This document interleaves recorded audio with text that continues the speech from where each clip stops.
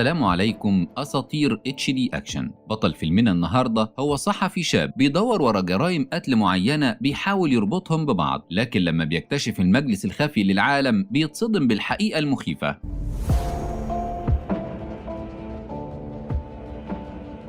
وبيبدأ فيلمنا ببنت مقنعة بتكتم نفس أحد الأثرياء وبتخلص عليه، وفي اليوم التاني في جريدة نفس المدينة بيبقى الصحفي الطموح ديفيد بيرخم على زميلته صوفيا كالعادة علشان ما بتجيبش مواضيع جذابة للجريدة، وبيبدأوا يومهم وصاحب الجريدة بيدخل عليهم وهو بيزعق بسبب الانحدار اللي هم فيه بقالهم فترة، وعاوز مواضيع قوية يتكلموا عنها تشهر الجريدة. وبعد ما بيخلص زعيق وبيدخل مكتبه بيتفاجئ ديفيد بمراته الغنية جاية تسلم عليه، لكن بيطلب منها تمشي بسبب ضغط الشغل اللي عنده النهارده، وبعدين يتكلموا. وصوفيا بتفضل تسخر من طريقتها معاه عشان تضايقه، ولما بيدخل للمدير يشكره لانه نقله لقسم اكبر في الجريده، المدير ما بيبقاش مهتم وبيطلب منه يشوف شغله كويس احسن. ولما بيدخل الليل على المدينه دي بيبقى في مجموعه خاصه وسريه بيأدوا طقوس معينه، وفي الطقوس دي بيبان انها حفله بتسمى بحفله الدم، واللي فيها بيتجمع المجموعه دي وبيأدوا طقوس مختلفه. وزعيم المجموعه دي شخص مهم جدا اسمه زين، الكل بيقدم له الاحترام. في الوقت ده صوفيا كانت قاعدة بتجمع أدلة في قضية معينة علشان تكتب عنها في الجريدة زي ما المدير طلب. خطيبها بيجي يطلب منها تحكي لابنه قصة قبل النوم زي ما متعود، خصوصا إن خطيبها كان متجوز ومراته ماتت بس قريب هيتجوز صوفيا. وبتحاول صوفيا تفهمه إنها مشغولة وبتحاول تربط قضيتين لقتل 2 من الأغنياء ببعض علشان تحقق تقدم، فبيأكد لها خطيبها إنها لو بحثت بعمق هتقدر توصل للي هي عايزاه. وبتطلع بعدها تحكي القصة للطفل اللي بيبقى متعلق بيها جدا بسبب فقدان أمه.